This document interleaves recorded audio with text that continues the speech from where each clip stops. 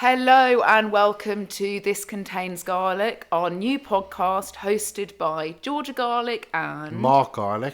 who you probably know as the Arrow Club. So welcome. This has taken a little bit of time to get up and running. It's something that has pushed us massively out of our comfort zones, but we are here and we are present and we are actioning a podcast. Mark is still alive, don't worry. Hi. I'm just laughing because this is like our 13th attempt. Yeah, of just starting it, to be quite honest with you. Anyway, let's give a little bit of intro. We're doing this podcast because we are completely silent on social media other than writing.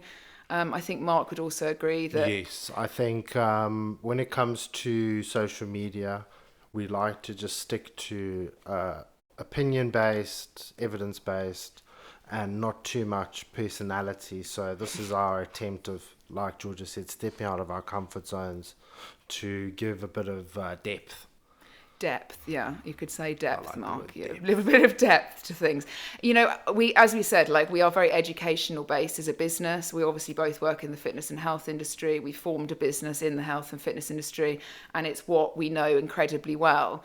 But we are not good at being live on a camera, shouting at you, selling to you, doing all of that stuff. So we want to keep our social media as silent as possible, but also incredibly educational. So here's us having a little bit of chat, talking about experiences, talking about topics. I'm sure when we get a little bit deeper into the podcast, we will be asking you for your feedback, your questions, your whatever. Yeah. We might even film this, but right now we're sat in the kitchen, and if you hear any snorting behind us, well, in fact, it just happened. Yeah, we've got two Boston Terriers and little a little baby faces, one who snorts and snores. So we're trying to really mute this out on GarageBand currently.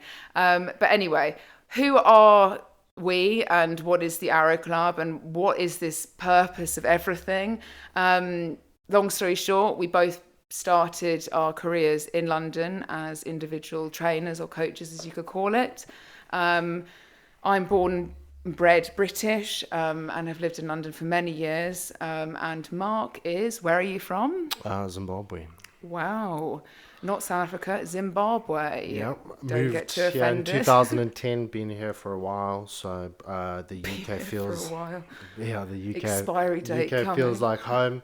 George and I met through work. In the gym. A little bit Don't be too stereotypical. A little bit of behind the scenes. Stereotypical. And so if you don't know now, we're married. So relationship. The podcast could stall week in, week out whenever we argue. That's probably why it's taken nearly 3 years from setting up a podcast to be where we are now. But action is something that we're doing. Yeah. So anyway, trainers obviously in London. We've helped thousands of clients around the world throughout our careers. And we built obviously the Arrow Club originally as a gym. As we said, obviously we were individual trainers in London. We ran our own things and then we came together.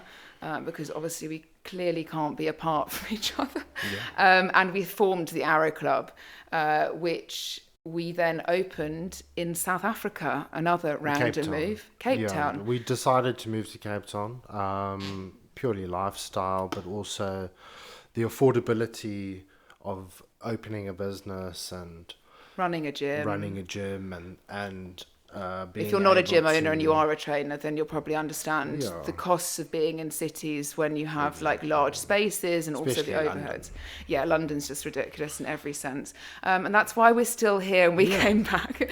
And then with COVID obviously happening, we closed the physical location down and decided to pivot online and created what we have today with That's regards probably what you know as TAC Online. TAC Online. TAC Online. I think also it's important to highlight that we did build a gym. We had a great time. It was exactly what we wanted. I just don't think the location for what we wanted to do was right. And I think, as Mark said, we pivoted online. We did have quite a lot running online prior to the pandemic of all pandemics. But it did push us in a different direction, which we're thoroughly enjoying, obviously now expanding, and has expanded quite a lot over the past 2 years. So yeah, that's a little bit of background as to where we're currently in London now. We obviously moved back, well, not that you know, in November last year. And we don't know if we're going to stay in London. Who knows, Mark? Where do you want to go? I'm easy. You're easy. I'm easy. The weather's, I mean, the UK is not known for its weather, so Yeah, but you're African. You can't say Yeah, that. anyway. So anyway, let's talk. Who are we as individuals? I guess you probably want to know. We're very, as we said, we don't really like to share our personal lives on social media. So let's start with Mark, because I'll do probably most of the talking. Yeah. Born and raised in Zimbabwe, grew up in a very conservative family, went to all boys school. Just a very sheltered upbringing.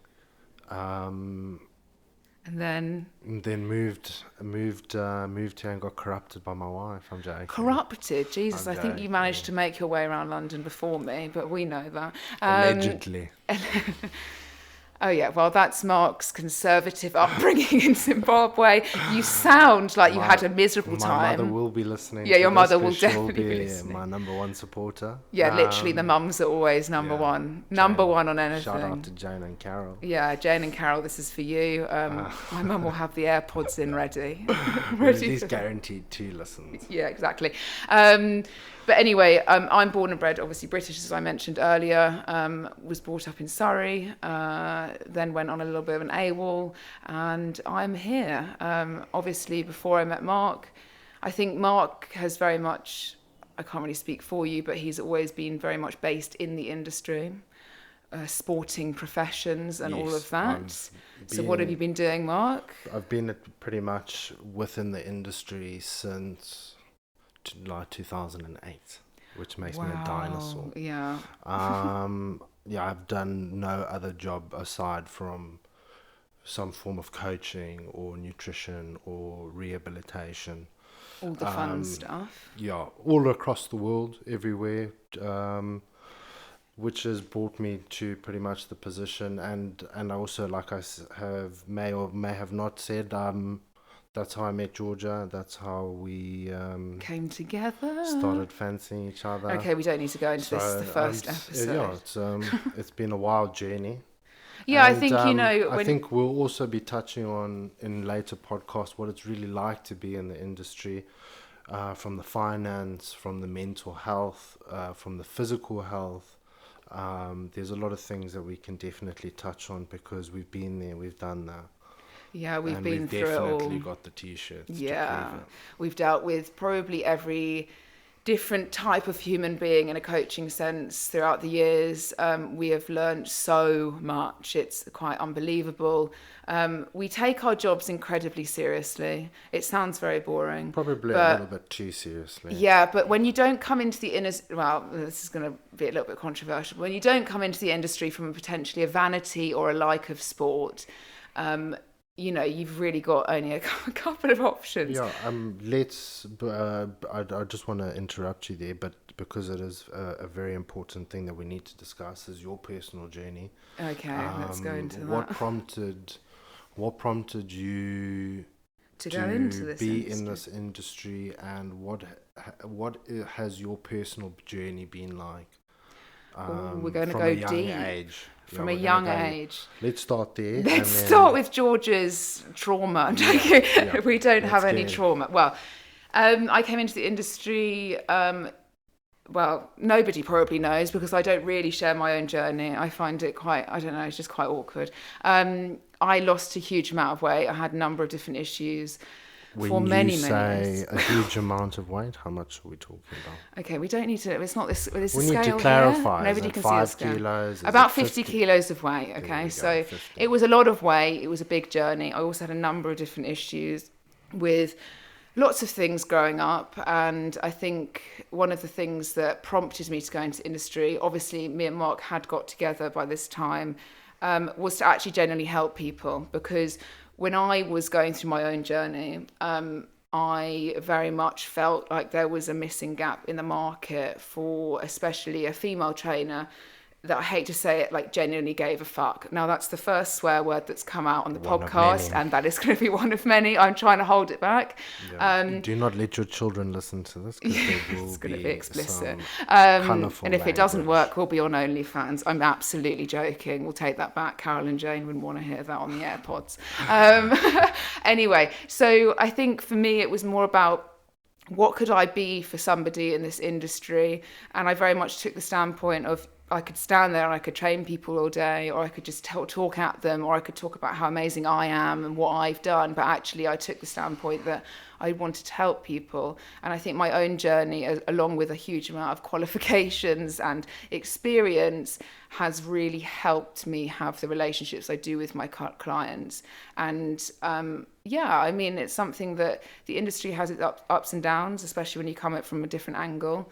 And yeah, so that's who I am. It makes you very relatable, because you can understand the So mindset relatable.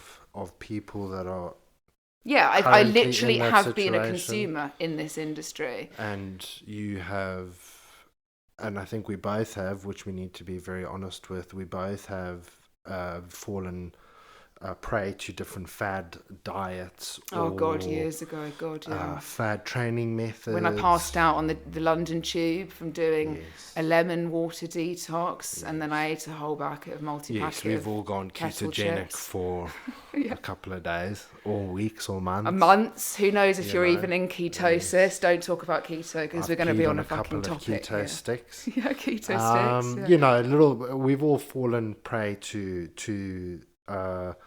the nonsense that is within the fitness Yeah, and also industry. Mark, you have also been a body. Let's be honest, okay? Mark came into this industry, but he's also was an avid bodybuilder for a number of years of your life.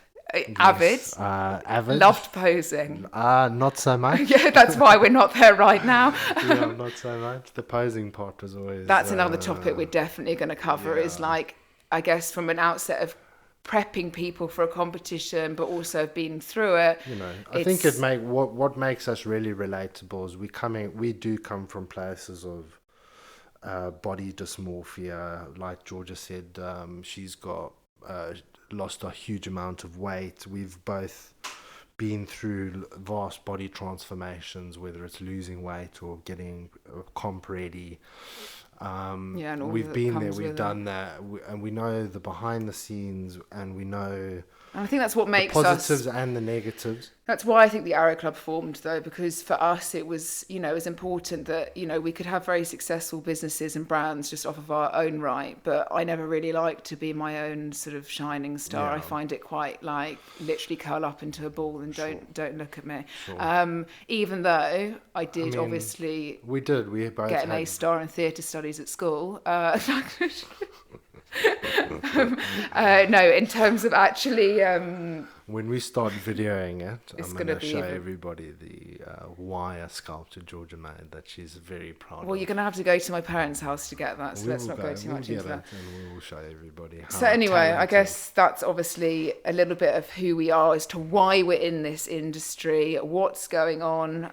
Obviously, we are, and if you go through the years, now very experienced with our jobs. we help. actually care as well. You know, Actually, we do you know what we're going to put out there? We really like our actually clients. care, yeah. We get a lot of intrinsic. It's a big word, Mark. Yeah, it is a big word. Intrinsic. We get a lot of intrinsic joy from helping people, not just losing weight, but regaining confidence. Yeah. I think it's important though, like whenever you have a coach, and like we appreciate this from a social media standpoint. I think obviously we're putting a voice behind what our business is now, and this is what hopefully you're listening to and you haven't switched off just yet. But for us, it's one of those things where on social media, it kind of follows one kind of rule. And if you're in the industry, you'll probably understand those rules of which direction it pushes you in. We literally turned to each other and said, we're going to do the complete opposite. Yeah. And sometimes it's worked, if you're pleasing algorithms, it doesn't really work. But if you're pleasing actual people and you're coaching them and you're helping people, then it does work. And so we did this for engagement. We took a very silent view on the business because we just thought, you know what? Everybody in this industry is far too invasive to your life when you go on social media. Yeah. I don't care what other people say, but honestly, it's taken a step back from what you know and how you can actually serve the general population to who's a better marketer, and clearly that's not us. yeah, Marketer. and it's very obvious that it's a low-hanging fruit when somebody's got abs and they're shredded or they're jacked they Honestly, we've both been in the position where you can be like super lean and you're in good shape and you can feel strong. And it's tempting to just snap a photo and upload it and just feel like you're relatable. But at the end of the day, it's not really helping anybody. We've spent our whole, I reckon, the past 10 years in this industry has been people comparing themselves to others. Here's a controversial statement. Wow. We in the industry are the main driving factor behind other people's body dysmorphia. Drop the mic. Don't drop it. Yeah, don't drop it. We've paid for this. It's already straight into the service. We are inherently people within our industry and in our positions. We like to exercise for mental and physical benefits and do it consistently. So showing that off, it's not really realistic though, is it? It's not really realistic to a person like a mother who's got 2 babies, running around like, oh sorry, can you go to the gym? And then you're like, can you go to the gym for 3 hours? We idolize people within the industry that flaunt vanity as a marketing tool because it hits us in a weak spot where we feel vulnerabilities big time, and it works. I want to look like that person. We'll drop the mic right here, and as I said, we're not dropping anything, but it works. Like if you want to set up a business, you want to put yourself as the image, and you're in good shape. Unfortunately, we are in the society where it works. They will be taking in a shit ton of money, and they will be doing incredibly well because, unfortunately, as humans, we like to compare. We're perpetuating and making. Yeah, and that's why I think for us it was important to not have that aspect as the business, and to not have, as much as we've got to have a face and actually a personality, we're not actually that boring. It's really important that we don't put out that image which is unrealistic. Whether we have a 6-pack or a nice arse or big arms or whatever, that has absolutely no minimal context to your life. And this is something where we've dug very deep into it. I mean, that's why we've started. We talk about it all the time to each other. It's something that we're clearly very passionate about, and we will be obviously discussing this in greater detail. Yeah, I guess obviously what to expect from the podcast. It can this industry can be a bit boring. Yeah, and we appreciate it, guys. Like, if it's not engaging, do you know what I mean? Why would you want to engage? Why would you want to see that stuff? Over the past couple of weeks, we've had a couple of people inquire on our topics, and it's been the same stereotypical old diet culture narratives of chicken and broccoli, cutting out huge essential parts of and food groups of their diet, and we're so far down the road now with the science and all the evidence that it's coming out that is still shocking to this day, that people feel the need to promote and make other normal human beings that are not bodybuilders, that are not ready and raring to go to the gym every single day, undergo drastic and just non-long-term I think also changes. Standing in front of a mirror, taking a photo of yourself, filming yourself in the gym, in the sense of because you might look good or you look strong or you look sexy, you're wearing a bit of a butt short, who fucking knows. But I think it's that thing where everybody, there was that very good quote which said that you shouldn't ever compare somebody's end or middle to your beginning, and I think that's really resonates with us, because so many people look at that and go, I can get that tomorrow, or I can get that in 4 weeks. I hate to say it to you, you can't. And I know we shouldn't say you can't do things, because everything is possible these days, but realistically you can't do that, and you can't be somebody that you are not. And I think if we're going to keep on reiterating this throughout our podcast, because that is the reason why the silence of TAC has been so long, because sometimes we just think, well, that's irrelevant to somebody's life. Why do we need to be like that, So this is kind of the ethos behind the Arrow Club. We built it obviously off of training, nutrition, mentality, education. Let's bring in the principles. Yeah, the principles, the building blocks of our business obviously touch on all aspects of a client's life and lifestyle. And we're not here to preach and tell people that they need to eat a certain way. We've obviously trialed and errored in conjunction with obviously science-based and evidence-based studies, and we just know what works. So we try and guide people into certain habits without forcing them into certain changes and forcing them to do things that are just really unenjoyable. Yeah, it's all about, we all know that life should be all about enjoyment. Well, actually, no, half the time, 95% it's about work, and the 5% that you enjoy, sound like Boris Johnson, I know, like the 5% or the 1% you can enjoy of life. It is important that anything you set up in your lifestyle, you can stick to, and I hate to say it, we say this day in, day out, even to clients, people that have coached with us for years. Just say be consistent and and realize that the journey is unfortunately or fortunately never ending. It's a never ending journey. In fact, that's a topic we're definitely talking about. Is there ever an end goal? No. If you've got obviously stuff like comps that obviously Mark was talking about, and we're talking obviously bodybuilding competitions, so very tanned, tiny trunks, little bikinis, posing, that's bodybuilding. Now, obviously, if you're good at bodybuilding, you're an athlete. And this is another thing. You're an athlete. And this is where people compare to is, comparing yourself to an athlete is unrealistic. So because bodybuilding's merged into athletes but also it's not just your run-of-the-mill athlete. It is one of the toughest, most arduous sports. Well, obviously there's a lot of positives and negatives, but just as a general population individual, to put a bodybuilder or a bikini athlete on a pedestal there's obviously hats off, you've gotten into shape, and that's a completely different story. But how many people maintain it? There's very few. Extreme athlete. Yeah, and I think, Mark will carry on going extreme. It is extreme. This is a thing. If you're a rugby player, you can have a beer every once in a while. If you're a Formula One driver, you can have a beer every once in a while. That's very masculine. What about all the female things you want to do? Mojito. Yeah, I want to have a mojito on the beach. You can't. Do you know what I mean? That's the thing.